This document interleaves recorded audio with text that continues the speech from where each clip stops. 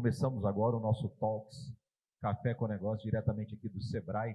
Por que eu estou fazendo essa abertura? Que nós vamos recortar, estamos transmitindo ao vivo e vamos depois recortar essa etapa agora e transformar num podcast. Ou seja, a gente já faz tudo, você entendeu, né?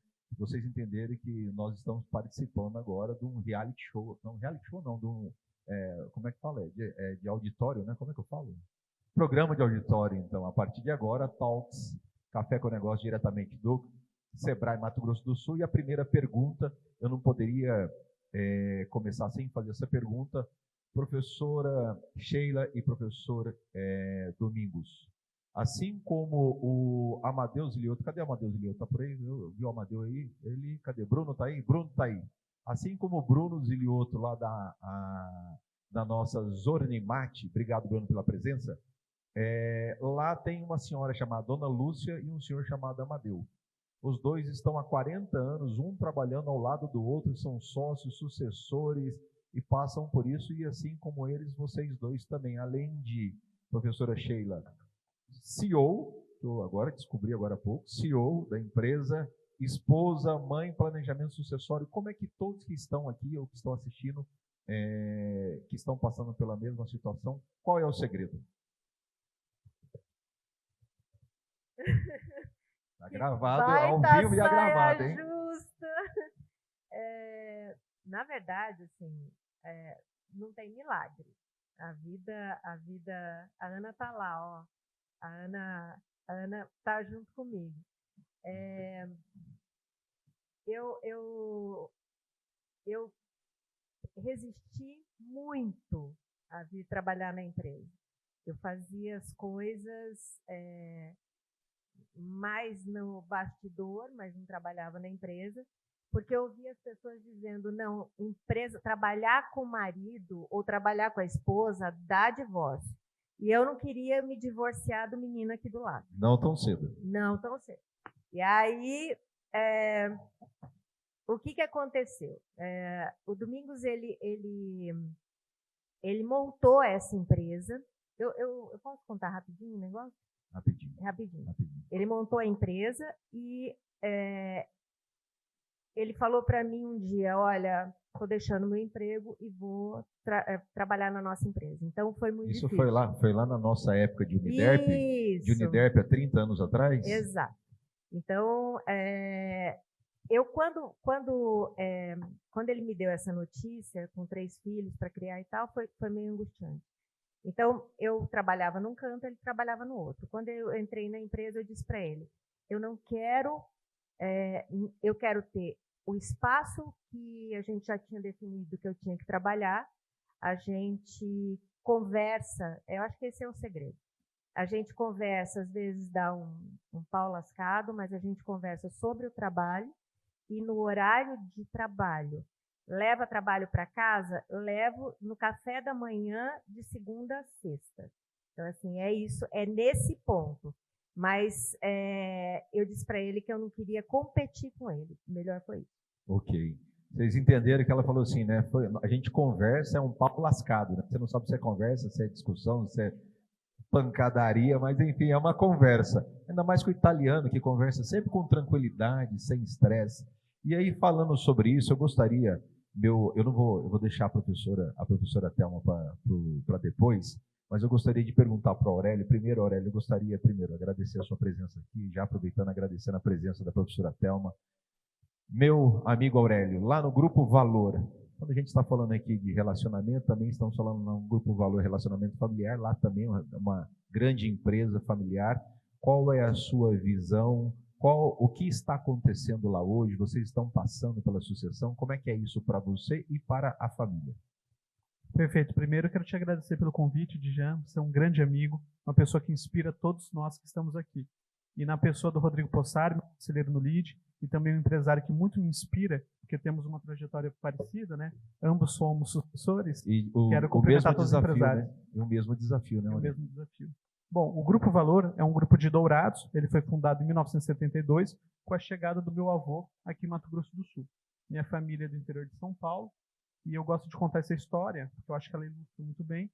Meu avô, quando decidiu vir para Mato Grosso do Sul, minha avó fez uma pergunta para ele. Newton, você acha que nós vamos melhorar de vida? Ele falou, olha, eu acho que sim, mas eu tenho que te falar uma coisa. Em Dourados, quando tem sol, tem poeira, e quando chove, tem barro. Mas eu acho que nós temos que ir para lá, porque o Mato Grosso do Sul é o futuro.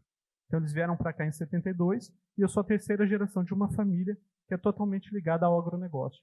Então, nós temos 3 atividades no agro, que é piscicultura, lavoura e pecuária extensiva e intensiva, temos confinamento.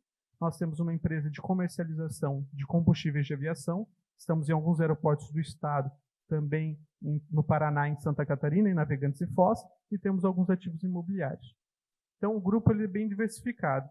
E eu sempre tive uma vontade de ser diplomata. Na verdade, eu não me via trabalhando no grupo. E aí aconteceram uma série de coisas, a minha trajetória toda foi vocacionada e orientada para o Itamaraty. Então, eu trabalhei no Itamaraty como estagiário, fiz Fundação Getúlio Vargas em São Paulo, depois morei na Inglaterra, morei na Suíça, morei na Bélgica, fui trabalhar numa embaixada nossa no Camarões, na África, e aí veio a pandemia. Quando chegou a pandemia, nessa época eu trabalhava com a ministra Tereza Cristina, em Brasília, eu era chefe da assessoria internacional dela. E aí a pandemia fechou o mundo. E nesse processo, meu pai teve um grande problema de saúde, depois minha mãe acabou vindo a ter um grande problema de saúde, minha mãe faleceu ano passado, né, foi uma luta muito forte contra um câncer, e aí eu decidi que estava no momento de voltar. E essa volta para Mato Grosso do Sul, a princípio foi muito difícil, porque imagina um cara que é de Dourados, mas que sempre quis ver o mundo. A minha avó materna foi professora de História e Geografia da rede estadual aqui do nosso estado por 27 anos, e desde pequenininho ela ficava falando, você tem que ser diplomata, ela ficava colocando isso na minha cabeça. E aí eu decido voltar para um estado, e por mais que é um estado pujante, que está crescendo muito, eu falei, pô, estou perdendo essa conexão com o mundo. Volto para Mato Grosso do Sul e venho trabalhar no negócio da família, que é do agro. E eu acho que se vocês batem os olhos em mim, vocês veem que eu não tenho muito perfil de ser um cara de fazenda. Mas eu tinha que transformar aquilo em algo que fosse agradável. E aí eu acho que esse é o dever de todo aquele que não é herdeiro e pretende ser sucessor. Que é você transformar o negócio da sua família, que é a sua fonte de renda, que foi o que me deu uma série de oportunidades pelo mundo afora, em algo que fosse agradável. E aí eu fui trazendo para cada negócio da família coisas que eu via no mundo. Então eu falei, pô, eu vou pegar toda essa experiência, essas oportunidades que eu tive mundo afora e vou trazer para o meu negócio. Foi aí que nós entramos com investimento pesado na piscicultura. Para vocês terem uma ideia, o grupo tinha 1,3 peixes por metro quadrado de água. Ou seja, 1 metro quadrado, a gente tinha 1,3 peixes. Nós partimos para 4 peixes e vamos chegar a 7. Hoje nós somos o maior projeto de piscicultura do estado. Nós trouxemos a novela Terra e Paixão aqui para Mato Grosso do Sul, foi feita numa propriedade nossa. Trouxemos o Comper para Dourados, estamos levando o McDonald's. Então eu fui usando o meu network, que é o teu papel, né, de fazer relacionamento e expandindo. Então hoje eu acho que é uma atividade extremamente prazerosa, sou apaixonado pelo que eu faço, e eu brinco que o Sérgio Longen, que é o presidente da federação, acabou me dando outro presente, que foi a condição de eu fazer um trabalho internacional em Mato Grosso do Sul. Então hoje eu sou diretor de Relações Internacionais do Sistema FIEMS, do Sistema Indústria, e a minha grande paixão é essa, a minha cachaça, eu brinco, que é levar o Mato Grosso do Sul para o mundo, né? A gente tem que lembrar que Tolstói, que foi um grande escritor russo, ele dizia o seguinte, se você quer ser universal, você tem que cantar sua aldeia. Quando eu decidi voltar para Mato Grosso do Sul, eu decidi cantar minha aldeia, e eu faço esse convite a todos vocês, porque o nosso estado é a melhor esquina do Brasil para investimentos. Sensacional.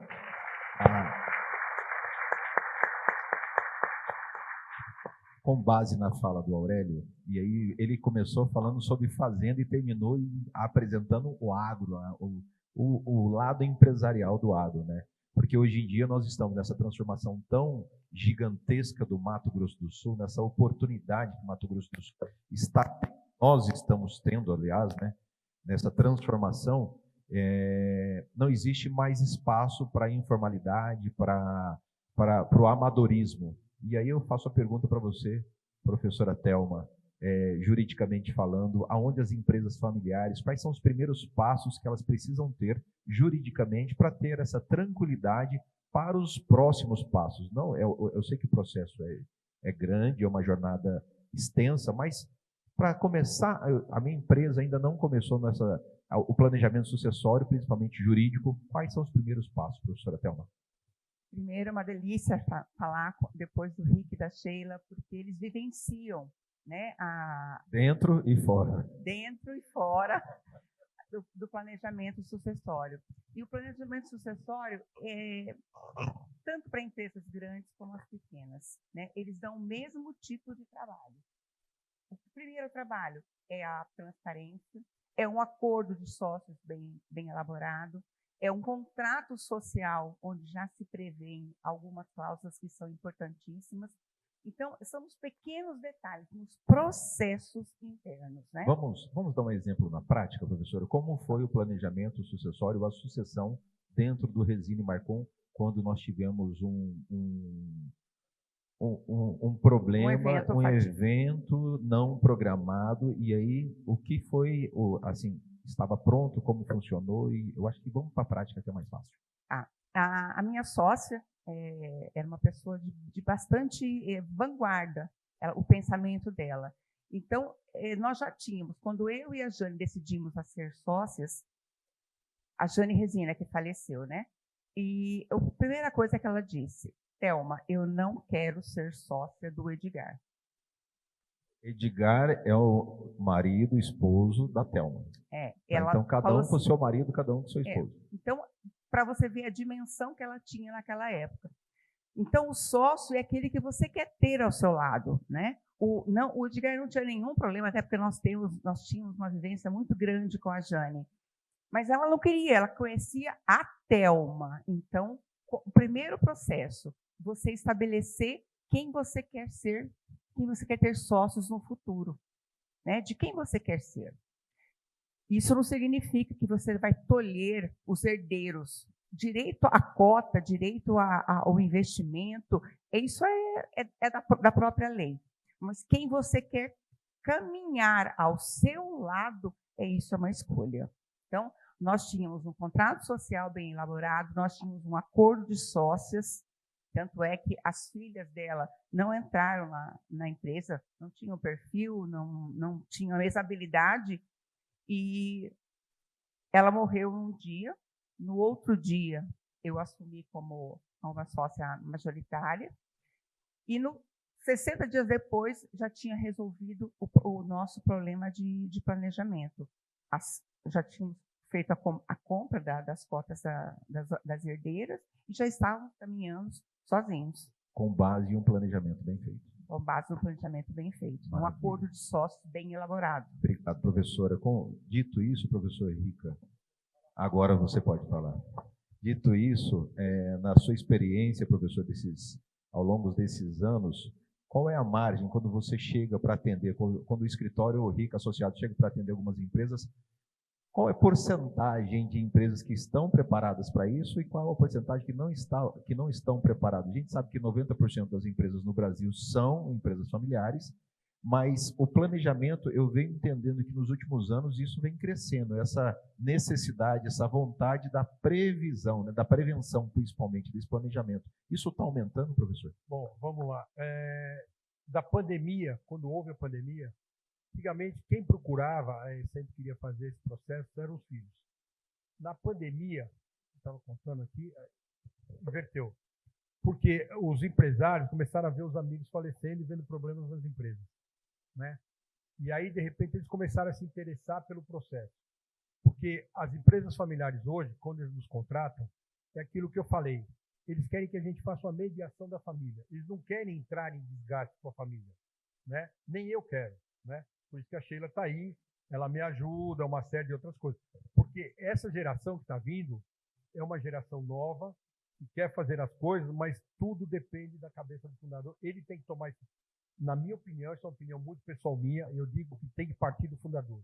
Porque está aumentando cada vez mais, a gente está vendo os fundadores procurando esse negócio. Eu tenho um case para contar, 2 minutos eu vou cortar rapidinho. Vamos para a prática, é isso? Para a prática, exatamente. Um dia ele é da área de tintas, muito forte, o grupo é grande e tal. Posso falar que é Souvenir ou não? Pode, é do Souvenir. Então tá bom. Não, tudo a gente já falou aqui. De tinta, gente forte da Souvenir, que agora foi vendida para Sherwin Williams, todo mundo deve saber. Então, ele me chamou e falou a seguinte coisa, para deixar a coisa bem clara. Falou, eu estou com 75 anos, precisamos resolver porque eles começaram a comprar um monte de empresa, uma atrás da outra, e a empresa começou a virar ilhas. Aí eu fui daqui eu não saio, tal, daqui eu não saio, ele já está me corrigindo. Tá vendo? Agora ele virou mestre e o aluno. E aí chamou e falou a seguinte coisa: primeiro passo, aos 65 anos nós vamos fazer um acordo, que aos 65 anos o fundador ou sócios tem que sair da operação, não da empresa. E para poder começar a preparar a nova geração. Porque senão daqui a pouco eu corro o risco, isso palavras dele, de os nossos filhos todos, dos meus sócios, quererem ir para outro lugar porque eles não vão enxergar trabalho para eles. Foi feito tudo isso, eles escolheram, encurtando bem, ele virou presidente do conselho, ele falou que isso não era para ele, e um dia o filho dele me manda uma foto, foi muito engraçado. O cara subindo numa escada, pegando uma lata de tinta lá em cima. Aí mandou assim: olha o presidente do conselho numa potência faturando não sei quantos milhões. Aí eu fui lá conversar com ele, e a cabeça do cara é maravilhosa. Ele falou a seguinte coisa: Rica, o que você está fazendo aqui? Ele falou assim: eu comecei na portinha aqui que você está vendo, atendi o balcão, meu cliente foi um dos primeiros clientes que entrou aqui há 60 anos atrás. Modo de dizer. Ele falou: eu vou dizer para o cara vem para comprar comigo, conversando comigo, vou dizer, não, sou presidente do conselho, não posso fazer nada. Então não existe. Então, a geração dos fundadores hoje está mudando muito, porque a finalidade é perpetuar o seu negócio. Isso inverteu muito, eles estão mais preocupados com isso. Eu também estava preocupado com isso, graças a Deus passei. Eu acho que é uma coisa crescente hoje, até por necessidade de sobrevivência das próprias empresas, entendeu? Mas o legado não muda. E isso ele faz questão, como ele falou da avó, ela estava contando aqui, o legado continua. Isso eles não abrem mão, que é a cultura do negócio. Lá naqueles 4... Obrigado, professor. Para a professora Sheila, nos 4 pilares, professora Sheila, o professor falou de 2 pilares e ficou primeiro 2 pilares lá em cima que nós não tivemos tempo para falar. Eu gostaria que a senhora falasse para falar um pouco mais sobre cultura, que é isso que o professor Rica é a base, né? E o quanto essa cultura é importante para construir esse processo. Toda vez que a gente... Eu acho que a cultura ela é um ciclo, ela é um processo cíclico. Toda vez que eu penso em cultura, eu penso em uma série de atitudes que a gente valida. E a gente vai validando o jeito das pessoas desenvolverem os próprios cargos, as ações que as pessoas desenvolvem dentro da empresa, até o modelo como as pessoas se relacionam. E isso vira uma base de comportamento que vira valor. A gente entende que a cultura, eu sou referência, eu sou identificado pelo padrão, pelos meus valores, qual é a minha essência. E aí, às vezes, as pessoas querem mudar, as gerações vindo na frente, eles querem mudar o padrão da cultura. Eu acho que a gente pode manter evolução, tecnologia, expansão, a gente vai mudando tudo isso, porque o mundo anda e a gente tem que andar junto com ele. Mas a essência de quem nós somos, a forma como nós somos reconhecidos, isso é alguma coisa que precisa ser mantido. Porque é isso que nos faz reconhecido dentro da comunidade, nos faz reconhecido pelos nossos clientes, pelos nossos fornecedores. Então, eu acho que a gente tem que fazer, ao longo do tempo, reforços sobre quem somos. Explicar para esses sucessores quem nós somos. E isso que você estava dizendo sobre os seus avós, sobre a forma como eles criaram o negócio e que você traz isso hoje, o seu exemplo é perfeito para mim. Você inova, você traz uma série de coisas diferentes, mas a essência de quem nós somos continua aqui. Eu continuo a carinha da minha aldeia com um olhar global, entendeu? Eu acho que é isso. Maravilha. Para falar sobre cultura, eu não posso deixar de perguntar isso para o meu amigo, para o meu irmão, para o meu professor, Mário Gazin. São 11 mil funcionários, 360 lojas. Por favor, sobe aqui, por favor. Professor, uma salva de palmas para o professor Gazin. Eu estou quebrando o protocolo aqui do programa. Eu sei que o cerimonial não briga comigo, o cerimonial, mas é que o Mário Gazin, ele precisa cultura, eu preciso perguntar para ele. Por favor, aqui, professor. Não, você aqui. É porque está... Bom dia para vocês. Professor Mário, pergunta. O professor acabou de explicar que cultura é a base. Como transformar essa cultura ou levar essa cultura para 11 mil funcionários, 360 lojas? É uma pergunta simples. 13 mil funcionários. 13 mil. Se Deus quiser, o ano que vem é 14. Esse ano eu inteiro mais de 13 mil funcionários. Meu maior sonho da minha vida era chegar ao ano 2000 com 1.000 funcionários. Eu cheguei com 1.174 funcionários. Tudo que eu faço da vida, gente, eu escrevo e boto meta. Tudo tem meta. Até quantas vezes eu faço os cheques por mês, eu boto lá. E eu tive um pouco mais sorte. Professor Mário, cultura, professor, cultura. Eu tive mais sorte um pouco do que muita gente, porque a cultura, eu fui criando ela, eu fui empregado, trabalhei de empregado muitos anos não, trabalhei até uns 16 para 17 anos. Mas comecei muito cedo, fui registrado com 13 anos e lutei muito por isso. Aprendi muito, só tive 2 patrões. O resto era bico. Onde eu ganhava dinheiro era com bico, porque meu pai recebia meu salário. Então, fiz muita coisa errada, mas nunca matei ninguém, mas fiz bastante coisa errada. Apanhei pra caralho, né? Mas, graças a Deus, aprendi com a cultura lá atrás, né? Eu falei, a cultura não pode mudar. Tem que mudar nas empresas. E eu tive sorte porque eu já vai para 13 anos agora que eu saí da minha empresa. Né? Eu, mais ou menos, sou bom como vocês. E saí da minha empresa. Eu, um dia, com 60 anos, eu mandei escrever na ata da reunião da família. Falei, eu vou parar de trabalhar com 65 anos. Eu não parei com 64. E, gente, quando fala que para, é dar espaço ao outro. Eu já fui conselheiro de outras empresas e eu via muita falha, porque os pais querem passar o bastão, mas do lado que ele segura, ele bota um gancho para segurar e passa uma graxa para os filhos pegar só na ponta, mas não segura, né? Porque ele tem a mão, não segura. Isso é muito ruim. Tem que ter confiança. Eu não confio nos meus filhos. Eu tenho que confiar nos filhos dos outros. Eu tenho 3 filhos, mas nenhum trabalha comigo. E nós somos a 2ª melhor empresa do país. Somos a empresa número 1 de varejo. Somos a indústria número 1 de varejo, de indústria. Somos um monte de coisa, nós somos a número 1 numa cidadezinha pequena. Então, eu fui criando essa cultura, e, na verdade, eu consegui passar na minha empresa, quando eu parei de trabalhar, eu consegui passar, eu digo assim, 95% ou mais daquilo que eu tinha fazendo, o pessoal ainda continua fazendo. Essa, gente, é a melhor coisa do mundo. A cultura não pode morrer do fundador. O fundador pode morrer, mas a cultura não. Ela tem que continuar a mesma. Se ela continuar a mesma, ela não para tão cedo. Eu preparei minha empresa para ela ficar 75 anos no mercado. Eu falei errado, 70 anos no mercado. Já os meus meninos já falam que, quando eu falo meus meninos, não é meus filhos. São as pessoas que trabalham comigo. Fala que vão fazer ela chegar a 100 anos. Mas os 70 está garantido.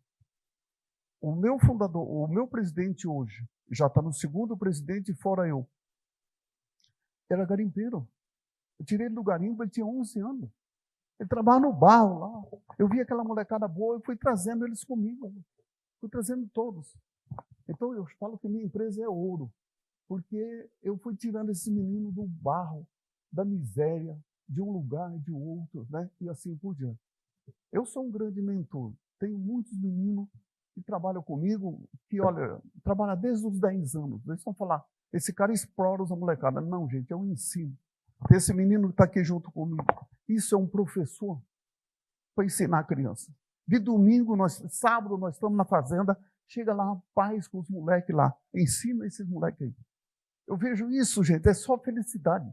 Isso que a gente tem que fazer, ensinar a cultura que a gente tem e para que ela continue passando. Porque a cultura, quando ela morre a empresa. Formando. Quando morreu o seu Samuel Klein, tem cultura mais bonita do que era do Samuel. De repente foi embora. Tem um livro do Jean Charan, foi meu professor. Olha, gente, esse homem escreveu num livro dele, Topo da Pirâmide. Eu tenho ele em casa.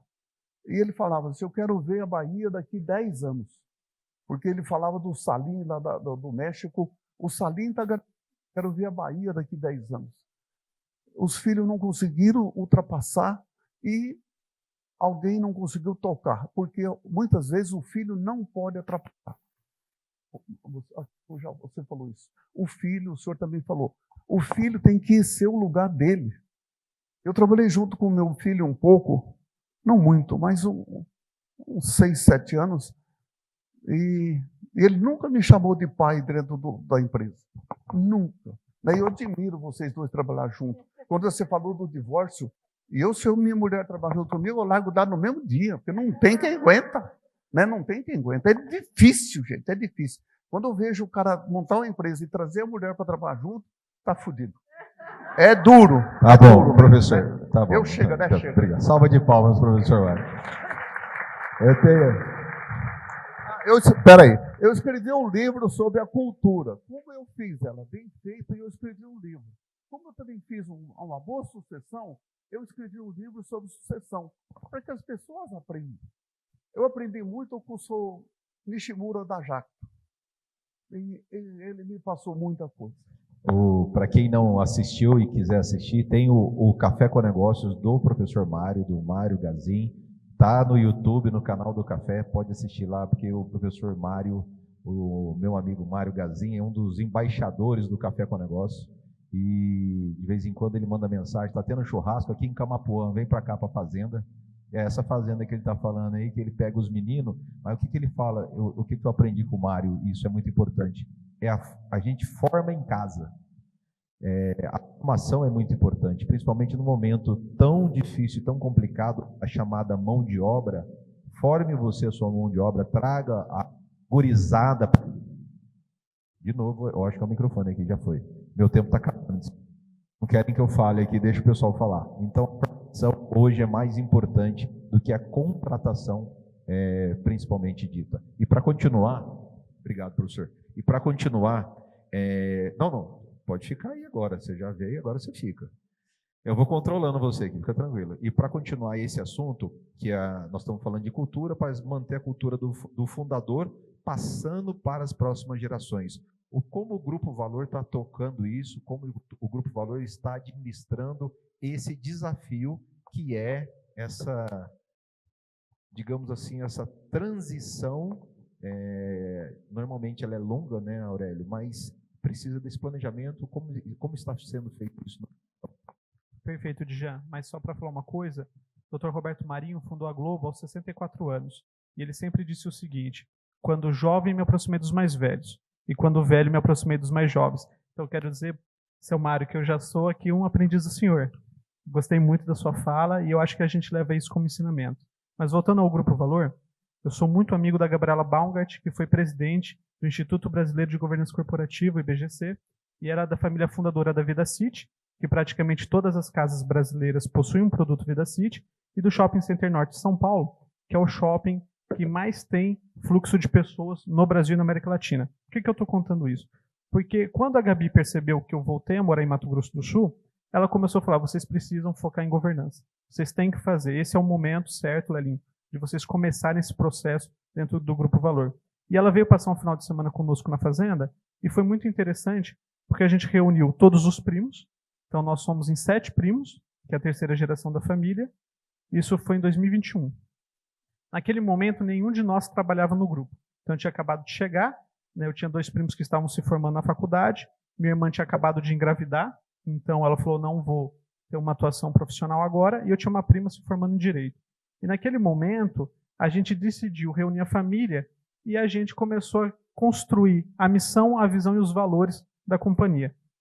Isso é uma coisa muito simples, num primeiro momento. Mas quando você para refletir, para pensar e para escrever o que são os valores da família, você inicia um processo de governança. E naquele final de semana, nós entendemos qual que era o legado que o nosso fundador queria deixar. E também onde que nós queríamos chegar como sucessores. Eu acho que esse foi um dos momentos mais mágicos de união da família. Colocar na mesa, abrir aquilo. E a gente chegou numa conclusão que é o seguinte: o nosso legado é transformar os campos de atuação do grupo em sonhos, em realizações. Então, o nosso slogan é trabalho em todos os campos. Então, era isso, era transformar os nossos campos de atuação realmente em realizações, em desenvolvimento para o nosso estado. Nós somos uma família extremamente grata ao que Mato Grosso do Sul nos deu. Pô, meu avô chegou aqui, a gente brinca, não tinha um para contar dois. E graças a Deus conseguiu construir uma empresa bacana que faz muito pela nossa cidade, por Dourados, e a gente quer continuar nesse caminho. E eu acho que hoje isso também me deixa muito à vontade para falar disso e também para fazer um trabalho não só no grupo, mas também na Federação das Indústrias, no LID Mato Grosso do Sul. Eu acho que todo empresário, acabou aquele período do empresário moita, aquele empresário que não se manifesta, que não vai atrás e não contribui com a sua sociedade. Isso acabou. Então eu acho que no mundo, a gente brinca que a gente está vivendo na era dos extremos, né? Eric Hobsbawm, que foi um grande filósofo, falava isso. A gente está no mundo da posicionamento. Então eu acho que o empresário, eu acho que foi muito bem falado nisso aqui, todos somos um CPF, né? Todos somos um CPF atrás do CNPJ. Então vamos se posicionar, mas se posicionar com clareza, com diálogo, com debate e sempre pensando no progresso e no desenvolvimento da nossa terra. É isso. Maravilha. Dando sequência nesse nosso, digamos assim, talks diferenciado de hoje, eu gostaria de abrir perguntas para quem está na plateia. Alguém quer fazer alguma pergunta? Por favor, é só levantar a mão que a nossa equipe vai até você para levar o microfone. Alguém? Eu posso tocar aqui? Pronto. Tem aí o microfone? Nome, empresa e a pergunta, por favor. Muito bom dia a todos. Júlio César Henrique, proprietário da JC Soluções e Recursos Humanos. Todo mundo ouviu certinho? JC Soluções e Recursos Humanos. Eu tenho uma pergunta um pouco polêmica. A minha primeira formação em teologia, e vocês falando, eu me lembrei de Arão, o braço direito de Moisés, com filhos terríveis, Samuel. Provavelmente tem algum Samuel aqui, os filhos terríveis, Davi. E aí vamos até os grandes nomes, como o homem mais sábio do mundo, Salomão, que quando ele morreu, o filho dele falou assim: agora o povo vai ver o que são impostos, né? Meu dedo mindinho é mais grosso que o braço do meu pai. Não lembro o nome dele, talvez o sobrenome seja Tachad. Tenho a impressão que foi. Como fazer nesse caso que os pais sabem, mesmo com a máscara do coração, que é o amor, que os filhos são terríveis, que a geração que vai assumir vai fazer como muitas empresas viram, que nem foram medidos por R$1. A partir do que os pais morreram, a empresa virou pó como um vapor. Como fazer quando se tenha consciência de que a geração posterior é terrível, que vai destruir tudo? Mais ou menos como meu pai, quando eu roubei o carro com 13 anos, 14, 15, ele falou: o quê? Eu vou vender o carro. Como fazer nessa situação, sendo uma situação real? Ótima pergunta, professora. Professora, é com vocês a palavra. É só um detalhe, tá? Uma observação. Isso não tem muito aqui, tá? A gente não vê esse cenário. Tá? Isso nós estamos falando de outros estados, outros lugares, mas tá? É só para deixar claro isso. Eu já vi isso do jeito bom e do jeito ruim, tá? Do jeito ruim, vamos falar sobre valor, tá? Eu já vi fundadores, eu estou me lembrando de uma história específica, e eu me lembro desse fundador, e esse cara, ele era uma pessoa, ele é uma pessoa ainda, que o valor dele era o dinheiro. E essa sempre foi a máxima dele. Hoje ele fatura 12 bi ao ano. Foi o maior cliente que a gente teve na vida, né?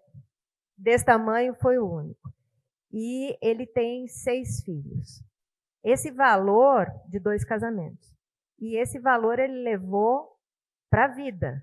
E esses filhos são perdulários. Para você ter uma ideia, nesse momento, 4 dos filhos estão processando criminalmente um irmão. Aquela história que eu falei de o pai morrendo no hospital e o filho decorando a sala dele foi dessa família. E esse senhor não faleceu, o filho já estava lá porque o primeiro que chegasse ia levar a sala e ele entendia que ia levar o cargo também. Eles se matam mesmo. E o que ele diz para o Domingos? Ele sempre falou isso para o Domingos, que a grande tristeza dele é que os filhos nunca tinham comprado um pacote de pipoca com o dinheiro deles. E eles se matavam por causa do dinheiro do pai. O que fazer nessa situação? Você quer minha resposta sincera? Essa empresa um dia vai acabar. Quando esse pai falecer, ele tem 93 anos hoje, essa empresa vai para o buraco. O Grupo Matarazzo foi assim. A gente tem um outro caso que os filhos, é uma rede, nós somos fornecedores homologados da Souvenir para consultoria junto com o programa Elo do Futuro. E eles têm uma rede de lojas de tintas, uma rede grande. O pai já tem 70 e poucos anos, os filhos, alguns anos atrás, muito mais do que 10 anos, esses filhos começaram a assumir o negócio, deram uma degringolada, o pai tirou, um deles tem até problema jurídico bem grave, o pai tirou os filhos de lá e o pai fez, como a Thelma falou, um ótimo acordo de sócios. Ele tinha lá, a exemplo do seu Mário aqui, ele tinha um colaborador que ele vinha qualificando ao longo da vida. Esse menino entrou com ele muito jovem. Esse rapaz hoje é o responsável pela empresa. Ele tem uma veia empreendedora, não é filho, mas tem uma veia empreendedora. Eu conheci esse menino quando ele fez o Elo do Futuro há 2 anos atrás. Assim, ele é o sucessor consolidado, entendeu? Porque o Elo do Futuro é para sucessores. E os filhos estão confortáveis com isso? Não, não estão confortáveis, mas juridicamente você consegue se respaldar, né, Thelma? A governança corporativa é o único formato de você perpetuar a sua empresa. E hoje, além de tudo, é o processo mais econômico. Nós estamos num ano de reforma tributária. Está se pensando em tributar a herança em até 26%. Então, esse é um ano, além de tudo, de você perpetuar o seu negócio, de você implantar, né, a forma corporativa. O Aurélio deve ter isso bem latente na empresa dele. Nós estamos falando também de economia. Então, é um momento de se pensar muito nisso.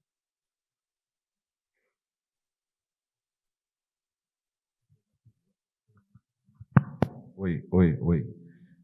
Tem uma pergunta aqui que eu acho que cabe nesse momento que você está falando, aproveitar você, professora Thelma, que chegou, que é sobre qual a diferença, porque todo mundo, né, pelo que veio a pergunta, tem a questão da holding, né, como o melhor caminho, a melhor opção. Isso virou quase febre, né? Vamos esclarecer isso? Eu acho que a gente precisa esclarecer isso.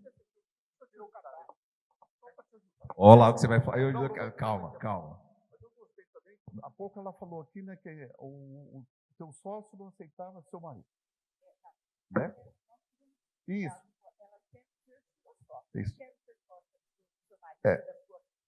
Olha, gente, e a melhor coisa desse mundo é ter sócio.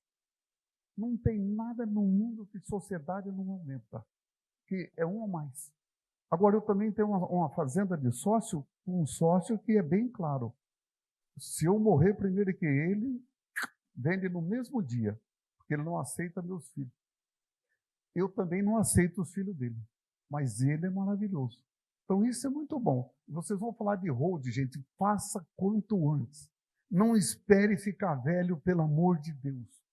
E quando vai fazer hold, não fala nem para os teus filhos o que você está fazendo. Faz sozinho. Foi você que ganhou dinheiro, foi você que fez. Você que fez tudo. A única coisa que você tem que fazer é ler de um e do outro. Né? Estuda a empresa que está bem, olhe bem ela e faz a dele. Copie. Eu copiei 85% da minha. O planejamento sucessório, né, onde você fala da hold, é um formato de planejamento tributário que você faz. Tá? Não é todo mundo tem que fazer uma hold.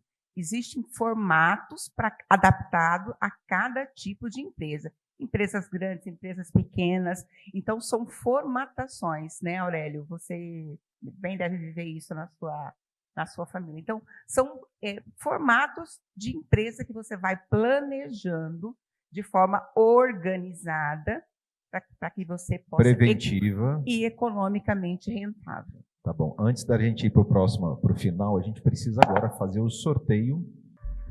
Vamos para a reta final agora, considerações finais. Daqui a pouco a gente faz. Nós vamos para as considerações finais agora, e o professor Domingos e a professora Sheila, junto com a Ana Gabriela, escreveram um livro, Empresa Familiar, a Importância da Gestão de Pessoas. Nós vamos sortear daqui a pouquinho, para quem está presente aqui, 4 livros, que é o presente do professor e da professora para vocês. Para considerações finais, eu gostaria de começar com a Thelma, fazendo as considerações finais.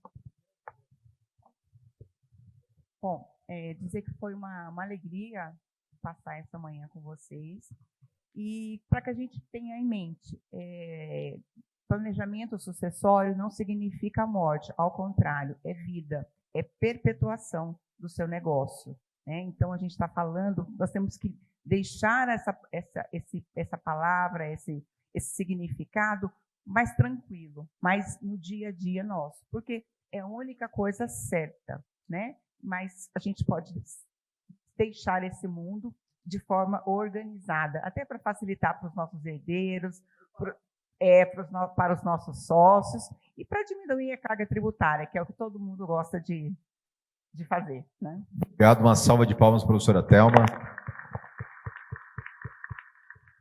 Professor Hélio. Pessoal, quero agradecer a presença de todos vocês, aos colegas aqui do painel, e dizer o seguinte: família e negócios são 2 das mais poderosas forças que existem no planeta. Eu acho que isso tem que ficar muito na nossa mente e a gente sempre pensar na força do legado. Eu acho que a força do legado é o que mantém os nossos negócios e as nossas famílias em pé. Então, essa é a mensagem que eu gostaria de deixar e, mais uma vez, agradecer. Bom dia a todos. Obrigado, Aurélio, pela presença. Professora Sheila. Em primeiro lugar, eu queria agradecer. Para mim é um privilégio estar em Campo Grande, é um privilégio poder falar para vocês, é um privilégio estar com você, com a Ana, e agradecer demais. Eu queria fazer um convite, posso? Agora. A gente... Aliás, você manda, professor. A gente tem um programa com a B3, e nós vamos ter uma reunião no dia 20/8, é um programa gratuito, é uma reunião para empresários de empresas familiares. É um programa aqui chamado Clube de Conselheiros. Jean, depois a gente pode... postar no grupo. Não, vamos contar agora. Conta agora, pode contar agora. O Clube de Conselheiros é uma iniciativa da RICA com a B3 desde 2017. A Fiesp também é um grande parceiro nosso nesse programa. E a gente vai ter essa reunião no dia 20/8, na parte da manhã, dentro da B3, lá em São Paulo. Como eu falei, é gratuito e a gente está começando uma parceria bem legal com o Jean, de trazer o clube para cá. Então, quem tiver interesse... Uma salva de palmas, então, né, professora? Está anunciando o grupo de conselheiros Mato Grosso do Sul, Exato. Junto com o RICA Associados, junto com a B3, era uma surpresa, mas já e café com negócio. Então, para vocês que tiverem interesse, podem entrar em contato diretamente comigo, no meu WhatsApp direto. Nós vamos trabalhar em função disso, desse lançamento para as empresas familiares do Mato Grosso do Sul. E dia 20/8, eu vou depois disponibilizar lá no grupo do Café com Negócio as informações, e gostaria muito de contar com as empresas familiares junto conosco nesse clube dos conselheiros B3 RICA Associados aqui no grupo de Mato Grosso do Sul. Acho que era isso, né? A surpresa do final, a professora já entregou a surpresa. Eu sou marido traído, estou sabendo agora também. Mas só falando um pouquinho, rapidinho, Clube de Conselheiros, a gente discute tudo que estiver envolvido com empresas familiares, desde a área jurídica, empresarial, é tudo. A gente reúne os empresários da região com seus sucessores e a gente discute, isso existe desde 2017. Desde 2017. E as vagas são limitadas, então quem tiver interesse já conversa com o Jean. A gente, para o segundo semestre agora, a gente tem reunião do clube aqui em Campo Grande. E Aninha, você nem acreditava, hein? Tá vendo? Nem acreditava, lá na Uniderp, né? Vai que dá certo, tá vendo? Acreditou, quem acredita sempre alcança. Últimas palavras do meu professor, do Mário Gazin. Eu vivo dentro de sala de aula sempre, né? Eu gosto disso. Fico triste porque tem pouca gente aqui. Tem que ter mais, tem que ter vontade. Esquecer essa porra do celular e ir atrás de aprender. E ler livros que faz a frente, que aprende mesmo, que você escolhe. Todo mundo aqui não escolheu o marido ou a esposa? Teve que procurar. E assim nós temos que procurar sempre o melhor, porque nada cai do céu. Tudo é lutado mesmo para a gente aprender e fazer as coisas. Então, gente, fica aqui meu bom dia mesmo a todos vocês. E olha, eu acho que acabou muito cedo. Um beijo a todos vocês. Obrigado. Uma salva de palmas para o amigo Mário.